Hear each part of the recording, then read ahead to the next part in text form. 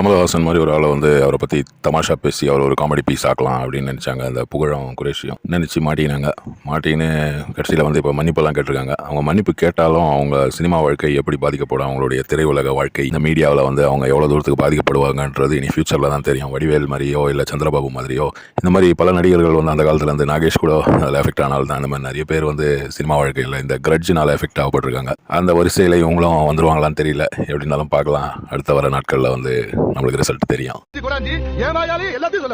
நீங்க அமைதியா இருக்க வேண்டியதானே? எப்படி அமைதியா இருக்கிறது? என் முன்னாடியே உட்கார்ந்து எப்படி பார்த்தா தெரியுமா? இப்படி பார்க்கறான், இப்படியே பார்க்கறான். அவன் மட்டும் பார்த்தா பரவாயில்ல, இன்னும் 2 பேர் வேற சல்லல போடுற மாதிரி பார்த்துட்டு இருந்தாங்க. அதுல ஒரு பொண்ணு வேற. நீங்க 2 பேர் சேர்ந்து என்ன பண்ணீங்க? எப்படி அதுல தப்பிச்சீங்க? போலீஸ் சொன்னா அதெல்லாம் தெரியாம இருக்கலாம். எனக்கு எல்லாம் தெரியும். எழுந்து வெளிய போடா. ஐயா, உங்களுக்கு மாயாக்கம் ஒன்றும் கிடையாது. சரிங்க, உங்களுக்கு சென்னையில பிடிச்ச இடங்கய்யா? மாயாஜாலம். சூப்பருங்க. பிடிச்ச படங்கய்யா? மாயா பஜார்.